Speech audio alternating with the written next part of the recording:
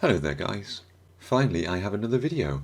For various reasons I've been really bad at modelling and video making over the last couple of months. I think I've uploaded 2 videos since the start of April. But here we are with another one today. And I do have quite a lot of video material on my hard drive ready to edit, and I've got a week off work, so hopefully I can actually get some videos out this week.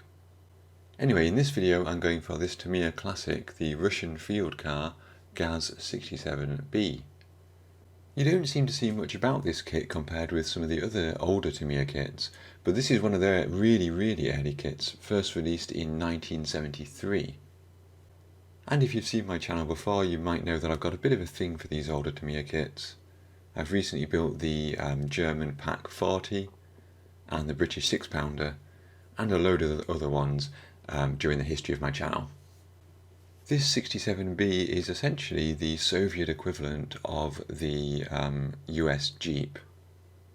It was developed from 1943 with the B version from January 1944. And this B version, which was the primary version that was produced, has a slightly longer wheelbase and a more powerful engine compared to the original version. Almost 93,000 of these trucks were produced by the Soviets, although many of those were post-war, as the production continued until 1953. If we look in the box, we have one sprue of 3 figures, and these are obviously the older, slightly chunkier style Tamiya figures, but they still paint up decently. One sprue for the sort of chassis and the main panels and so on, and a couple of seats in there as well. And then one sprue for the chassis, some of the suspension parts, and the wheels and tyres. And sprue-wise, that is it. We do also, of course, get these very old school, old style Tamiya instructions, which I really enjoy. And as I always say in these videos, you can tell the age of the kit a little bit by the fact that they have the names of the colours, not the XF numbers, on the instructions. Fairly simple instructions, of course. We start by building the machine gun, which is pulled by one of the figures, then build up the chassis, the seats for the interior, and then we put the panels on.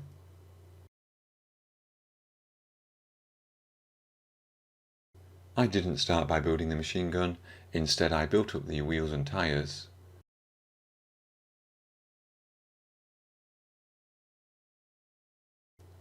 And then added the suspension to the bottom of the chassis.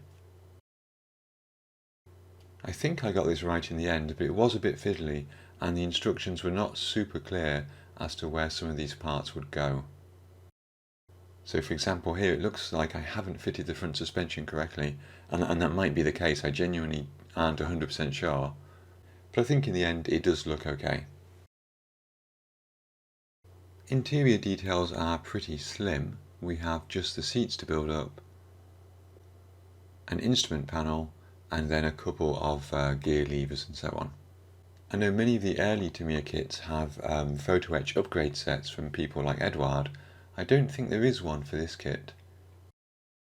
One part that was really fiddly, and I left it off till later to make it easier, was these sort of triangular bits here that go next to the front grille.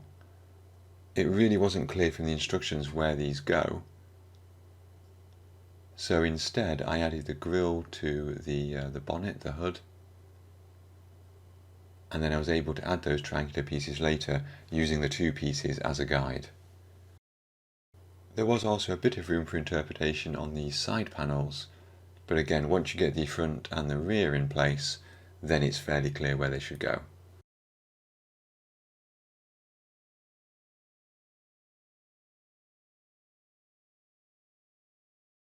And then really the final step of the construction is placing the upper bodywork onto the chassis. A few exterior details then go on.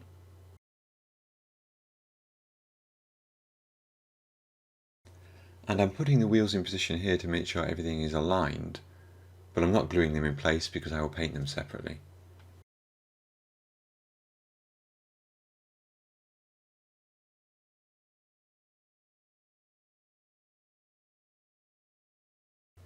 And then I've skipped a few steps here, but I've primed the entire vehicle and given it a coat of Soviet green.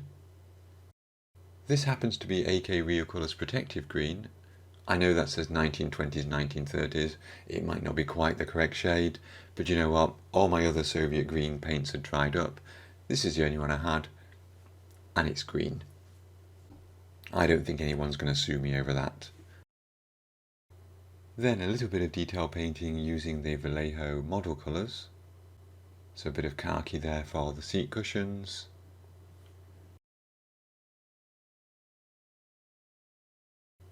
A bit of Vallejo metal colour on the barrel of the machine gun. And we get three options in the decal scheme, all very similar. The main difference is the white stripe over the bottom one, which is just described as GAZ with identification ribbon. We've got a normal used car in the middle there, and then the top one is actually a parade car, which has white bands, white circles around the wheels. I went for the bottom one just because I liked the white stripe, so I masked that off and painted it, and then realised we had a white stripe on the decal sheet. But I still think painting looks better. Finally, we simply have some Soviet stars on the side and some identification numbers front and rear. Those decals were put on over a coat of VMS gloss varnish, and then once everything had dried, the entire thing was given a coat of VMS matte varnish. And that's where I'm going to leave things today, partly because my voice seems to be going, and partly because I haven't done anything else on this. I am going to have a very, very small base with these three figures on. Essentially, I think a little bit like the box art, perhaps going through some kind of field of some long grass, maybe with the guy pulling the machine gun doing so in the wake, the trail of the Jeep. But I haven't decided fully yet. Anyway, I hope you enjoyed this quick video, which marks my return hopefully to regular videos.